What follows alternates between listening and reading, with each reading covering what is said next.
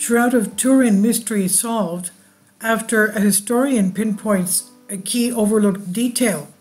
And this is an exclusive report.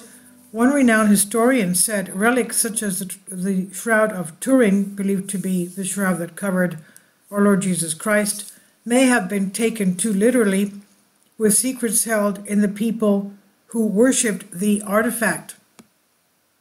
The world-famous Shroud of Turin, also known as the Holy Shroud, is a length of linen cloth that bears what shows a faint image of a man. That man, according to religious believers, is none other than Jesus Christ. It has, as such, been venerated, particularly by the Catholic Church, as it's found in Turin, and as the actual burial shroud used to wrap the body of Jesus after his crucifixion. They say he was so tightly wound that the linen, that his image, both front and back, was transferred onto the material. A human-like image can indeed be seen clearly in the back and black and white photographic negative of the shroud when compared to its natural color. But one historian previously told Express UK that all may not be what it seems. You've got to try and understand these things in a medieval context, said historian Dr. Sebastian Falk from the University of Cambridge. He said, what did belief in these sorts of things do for people? The first thing you have to understand is that something like the Shroud of Turin is a little bit like a tool for thinking with.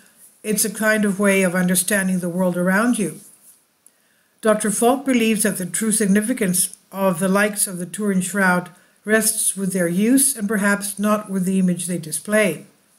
He said people see the world through a certain lens, and that lens, in the case of medieval Europe, is the lens of God interacting with the world, God having an active role in the world. All of these miracles, all of these strange events that people encounter are seen through that lens of the active intervention of God in the world, he said. People in the Middle Ages would have flocked from all over the Christian world to see the shroud, just as 2 million pilgrims travel to northern Italy to see it today. Measuring 14.5 by 3.9 feet, the shroud shows the back and front of a bearded man with long hair, his arms crossed on his chest, while the surrounding material appears to be covered in droplets of blood, presumably from the wounds found in the wrists, feet, and sides and all over his body. It first appeared in 1354 and was declared a fake just 30 years later by the local bishop of Troyes. This did not, however, stop people from believing, and through the ages, Troyes' verdict was soon forgotten and the legitimacy of the shroud elevated. In 1988, scientists, through carbon dating, established the shroud to have been created in the Middle Ages between 1260 and 1390, and not after Jesus' death that came somewhere around 33 AD.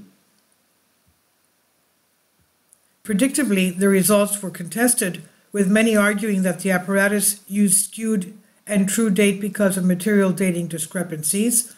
In 2014, another hypothesis was floated when a study suggested that it might have been used in medieval church plays about the resurrection of Jesus.